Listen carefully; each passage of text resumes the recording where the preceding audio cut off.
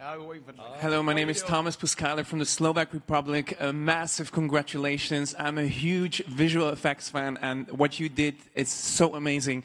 But my question is this one. Is there a process that you used that was unique to the film, something that hasn't been used before technology-wise? I would propose, actually, the facial system is the newest thing, and Joe should talk you through it. We basically, to try to get the characters right, to really capture what the actors were doing, we wrote neural networks, because just doing it the old-fashioned way just really wasn't enough. So just trying to make sure that, you saw Sigourney. See, we're really lucky. We get to watch the actors, and it's just like a small room. It's like a stage play. But then we want to make sure that what we're seeing goes out to everyone in the movie. So, yeah, that was probably a big part of it. You touched on it. Sigourney Weaver played a 14-year-old girl. And when Jim said action, she embodies that character. I would propose, if she were wearing prosthetic makeup, she would be standing in front of you tonight. Yeah. 3:48, and Film Hounds on deck. Congratulations, gentlemen. I'd like to go back to the visual effects under the water with the actors, performing, because the actors are really performing. Yes. We did a story in French Polynesia with a stuntman who was helping these actors, and he said he was erased in post-production in order, of course. Was it hard to do that? I don't think you have that quite correct. There's no stuntman erased in post-production. We do use stunt performers in order to perform certain parts, like the ELU, and obviously the ELU has to replace the stunt performer who drove the rig. But the actors themselves actually moved through water in that way, being drawn by a stunt guy who was driving what we call a jetivator. And that was to inform their performances, so they really felt, the effects of the drag on the water and all of it, and then that leads to the credibility of the performance, because we actually captured every minute detail of those performances and brought them to life on screen. But we are capturing performances. There's no photography at that point. Yeah. We use cameras for reference to understand what everyone did, but there's nothing to erase because there's no photography. Great. We're now going to our virtual press room. Film Hounds, go ahead. And going to... Hi, Jed Wagman from Film Hounds in the UK.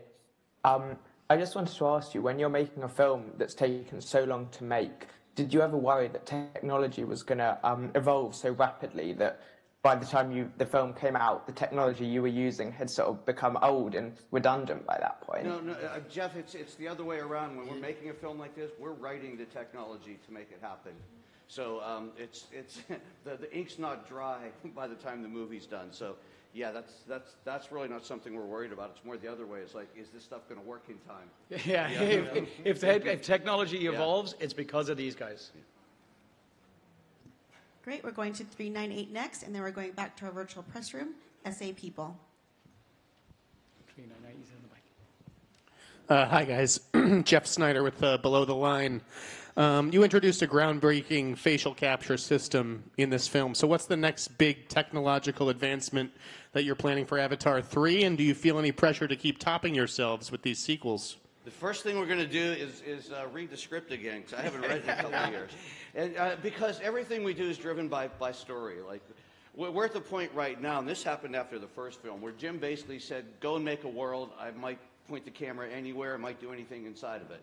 So we have to be prepared for that, but you have to do what the script calls for. Visual effects without a great story, without great acting, is just not worth doing, really. And to be honest, technology for technology's sake is no good. It has to empower the art. So we're not in a position where we need to up ourselves at a technical level. It is truly about emoting properly and connecting with our audience. If we do that, then we keep making movies. And our last question will be our virtual press room from SA People. Hi, I'm Cassie Jo from SA People, South Africa. Congratulations on your win. Could you please talk to us about the sustainability efforts of this film and the relationship with the visual team? Sorry, say that again? Yeah. Yes, the environmental messages and efforts of the film, and it's that relationship with the visual team. Well, look, to be honest, if there was one. There is, of course. We shoot on a stage where we have essentially a net zero footprint from a carbon standpoint. Our stages are both stages are 28,000 square feet. They're completely covered in solar. We generate enough energy not just to sustain our own production, but the whole lot. So it's incumbent on us to walk the walk. The message of the movie obviously is about a symbiotic relationship with the earth and sustainability. That's one we live every day. You know, down to we actually had vegan catering on set for I think about 9-10 months straight, and that was for the reason of not wanting to convert anybody, but the idea that it's much more sustainable as far as farm to plate. Thank you. Congratulations. Please have a great night. Thank you. Thank you, everyone.